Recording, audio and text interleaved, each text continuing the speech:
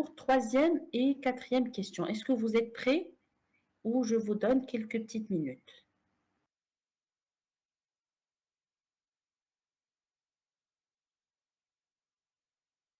Asma?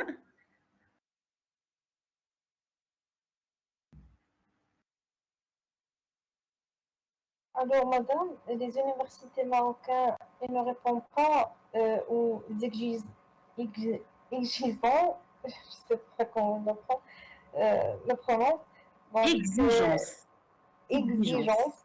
exigences, exigences du marché parce que la plupart des étudiants ou du lauréat, ils trouvent une grande différence entre ce qu'ils ont appris et ce qu'ils affrontent ou ce qu'ils trouvent dans le milieu du marché, milieu d'emploi. Donc, ils trouvent toujours qu'ils ont besoin de faire une auto-formation pour s'adapter au, au nouveau emploi ou s'adapter euh, à les offres on dit, au milieu d'emploi. Par exemple, Aux madame, si on, opportunités d'emploi. quoi Aux opportunités d'emploi.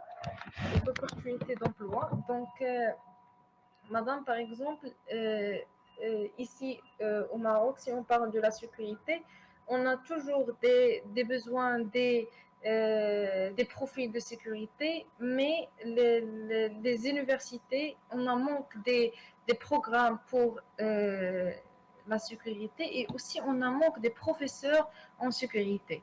Donc, malgré que le marché on a une grande écart entre le besoin et les étudiants ou le lauréat de sécurité. Donc, si on résout ce problème, par exemple, dans ce domaine, et je pense qu'on a le même exemple dans d'autres domaines, donc on va diminuer le taux de chômage. Mais on n'a pas des formations qui sont pertinentes. Et madame, je vais parler ici d'un exemple de Finlande. Finlande, il commence l'apprentissage ou le domaine depuis le première année de lycée. Donc, dans le première année de lycée, tu choisis ta spécialité, par exemple, de devenir dentaire, et tu commences l'apprentissage pour ce domaine et aussi tu commences des stages. Et comme ça, les étudiants ils commencent les deux à la fois et avoir des bonnes expériences et aussi une bonne formation dans le domaine.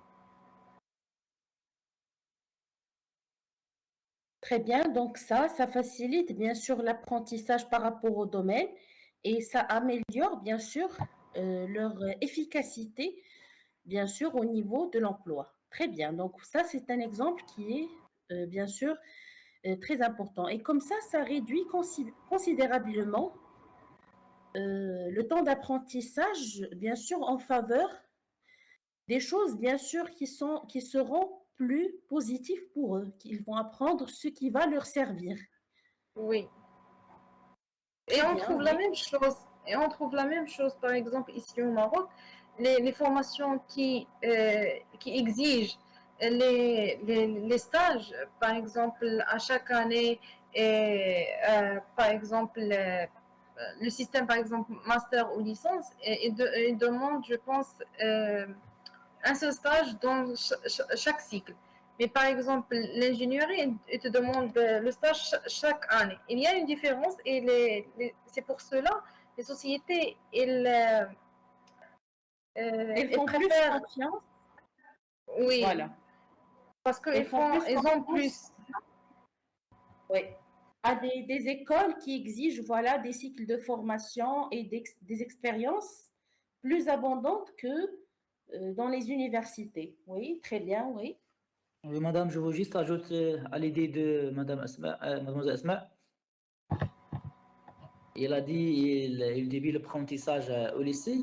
Quand j'ai dit avant l'arrivée de madame Asma, nous, ici à la société, ils ont ramené des étudiants même pas le lycée, ils ont le quatrième ou bien septième, ils font des visites sur chaque service pour bien faire une orientation vraie, pour découvrir Oui, pour faire tous une les bonne services, découvrir les orientation, oui. métiers, oui, pour bien faire une bonne orientation et pour découvrir les Oui, métiers, tous les métiers. Et aussi, tu ça bénéficies c'est des très expériences, important, oui. tu bénéficies des expériences des employés. Par exemple, c'est quelqu'un qui fait par exemple stage d'observation et qu'il euh, et- qui rencontre, on dit, qui visite les différents services de la société et découvre différents gens et il va prendre des conseils de différents gens et comme ça il va avoir une conclusion et de savoir ce qu'il demande le marché et ce qu'il va demander le marché depuis maintenant à 10 ans, à 5 ans. Euh, donc, il bénéficie C'est-à-dire, il va des comprendre expériences. un peu l'évolution du marché. Très bien, oui, Oui, voilà. Donc, ici, Monsieur Mounir, il a parlé aussi de l'orientation, parce qu'on avait parlé l'autre fois de l'orientation, parce qu'au Maroc, on a un problème, même au niveau du choix, ça veut dire de l'orientation au niveau d'emploi. Il Oui, a dit que dans l'orientation, on trouve ce problème. Pourquoi? Parce qu'on a du mal à être orienté, soit par notre entourage ou même par les écoles.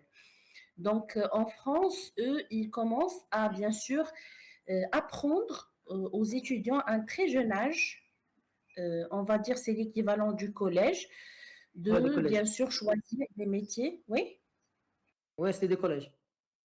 oui, du collège. Voilà, c'est l'équivalent du collège.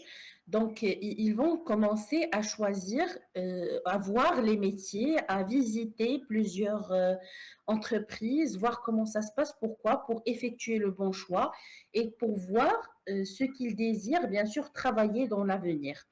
Donc, et ça, bien sûr, ça constitue une grande différence parce que déjà, quand on pratique quelque chose qu'on aime, c'est différent que dans le cas que quand on fait quelque chose que l'on n'aime pas et qu'on n'apprécie pas. Très bien, mademoiselle Asma, monsieur Mounier, c'est très bien.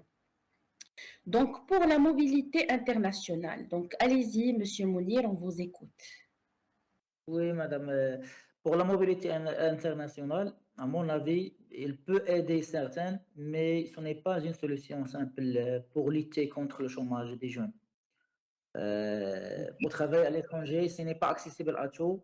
Moi-même, j'ai constaté plusieurs démarches, les démarches, elles sont beaucoup et Très compliquées. difficile. Et Oui, il faut, ouais, et parfois, il faut un bon niveau de la langue. Moi, j'ai, comment on dit, j'ai un isme la langue au oui, début. vous avez souffert avec la langue, oui. Ouais, ouais, c'est ça. Malgré que votre Alors, domaine de travail, c'est la maintenance. Ça ne ouais, c'est la nécessite maintenant. pas vraiment beaucoup la langue. Ouais, mais moi, c'est comment aider moi à faire la mobilité, c'est le domaine, parce qu'elle est très, très, très demandée ici en France. Demander. Ouais. Très bien. D'accord.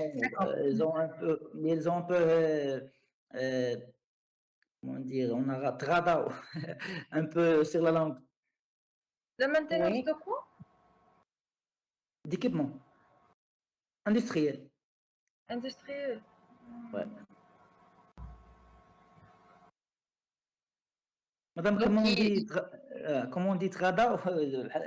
Comment on dit? ça veut dire qu'ils ont, comment on va dire, donc, le terme Mais c'est pas exact, l'attention, du chat, ouais, Ils l'ont ouais, pas donnez pas intéressé. l'importance. Je veux dire. Ouais, ils n'ont pas accordé beaucoup d'importance. Mais pour thème ouais, exact, sur la ça langue, m'échappe ouais. un petit peu. Ouais.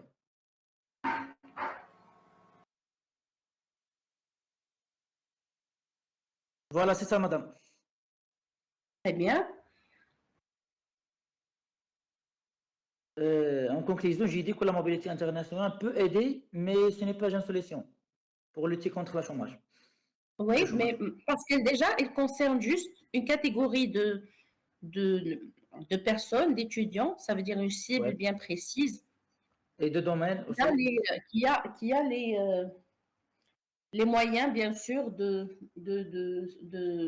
d'étudier dans de grandes écoles, d'avoir une visa, etc. Madame, Et moi, je aussi, vois pas. Oui, continue. oui, allez-y, c'est pas grave, vous pouvez parler, mademoiselle. Pardon, mais pour moi, je vois que ce n'est pas une solution parce que si, par exemple, un pays il va accueillir un employé, donc il ne va pas faire un grand process et investir dans un employé qui n'a pas de bonnes compétences. Et si on va, si je ne sais pas le mot, c'est l'immigration de هجرة Salarié. أدمغة Ouais. Ah oui, هجرة الأدمغة. C'est Brine.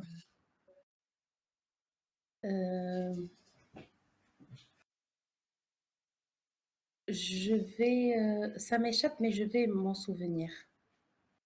C'est la fuite des cerveaux. La fuite des cerveaux. Fuite des cerveaux. Oui, la fuite des cerveaux. Oui. La fuite des cerveaux. Et si on va résoudre le problème, oui, on va diminuer le taux de chômage, mais on va tomber dans un autre problème, c'est qu'on on va plus avoir des bons profils ici sur le marché pour bénéficier soit à, pour former les nouveaux ou les jeunes diplômés qui vont venir par la suite.